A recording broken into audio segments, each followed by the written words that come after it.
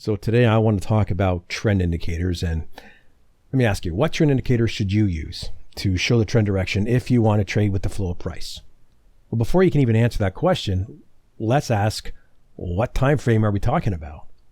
Because when you ask that question, you actually are realizing that the direction on the daily chart can be the complete opposite as the one you're going to see on an hourly chart or a 5-minute chart.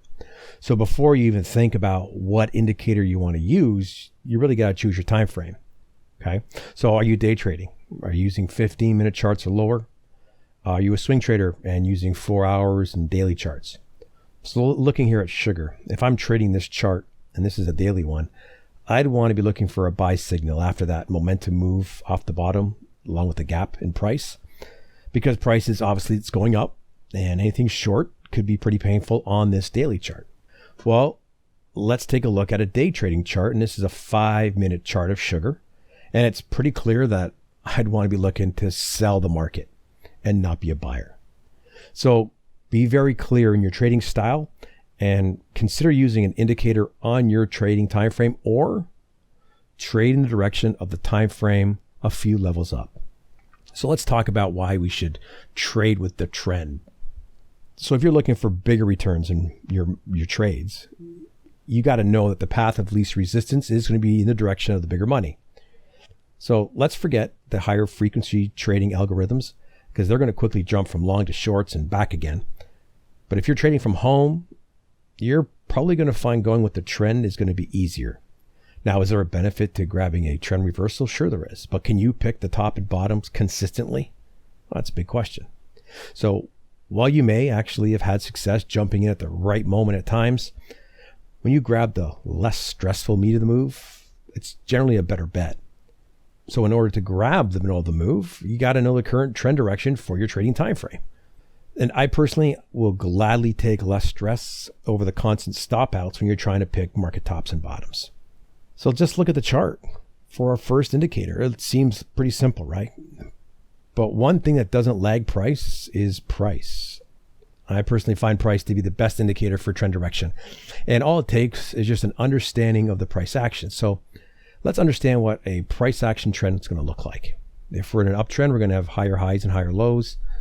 We're going down, we're going to have lower highs and lower lows. And trading ranges are going to have a combination of both of those. So one look at a chart should give you a quick read on the overall market direction. So yeah, a gut feel can actually work. So here, did a consolidation just break out to the upside? Okay, well, what trend direction do you think that's showing? So can you see here on the left of the consolidated breakout, went with momentum to the upside, right? The middle of the chart with those yellow lines, that shows we have a consolidation, and eventually we break down. The left side of the chart, again, it shows a consolidation with a breakout to the upside. So with a quick glance at this chart, what does your gut say price is doing? We can also use a line chart. And the line chart removes the candles, the bars, right? It removes eye candy, and it just plots the closing prices of the instrument. So when I remove the clutter of the colors and the highs and the lows, it can make the price action more obvious. And I was actually able to add another gray line on the left as a support level of a trading range because it was more obvious.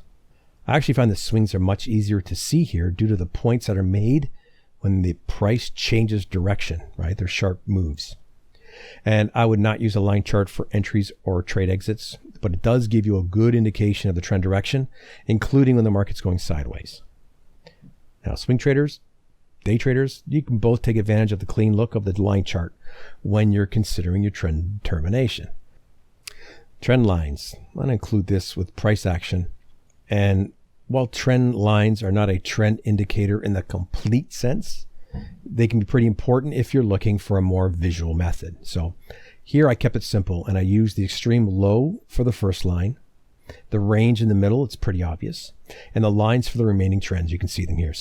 And you can actually fan the trend lines to ensure that you're including the last swing into the highs or lows. But here I just kept it pretty simple. The dashed lines, that's going to show where the first trend is in jeopardy as price breaks a trend line and retests at the backside of it.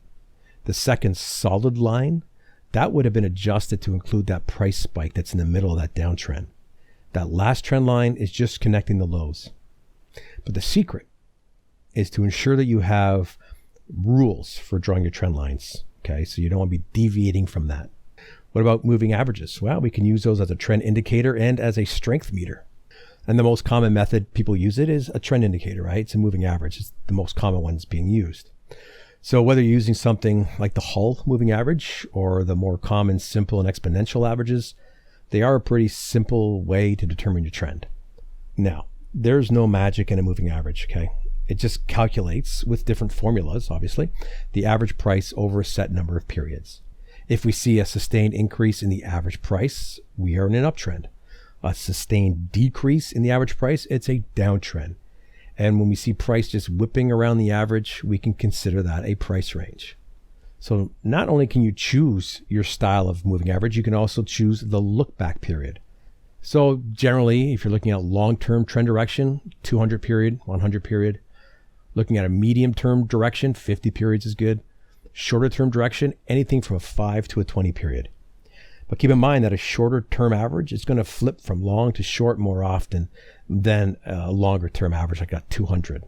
Okay, so that's why you have to be clear on the type of trader that you are. You can see here that when you use an average, not only does your charting time period matter, but so does the look back period. And you also have to decide, what does a change in trend look like to you? Will you use the slope of the average? Does price have to just close above or below to change your trend direction? Or do you need several of the averages to line up? So here we have multiple trend directions using the moving averages on this chart. So the choice is, how active of a trader do you want to be? Can you live with missing a large part of a move when you have a longer term average?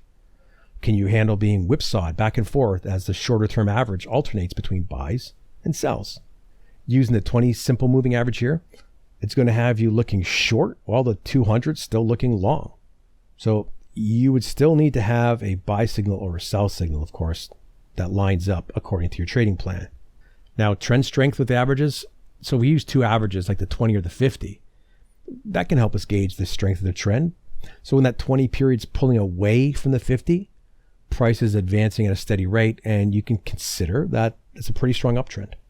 When the two averages are wrapped around each other, right, you got a trading range.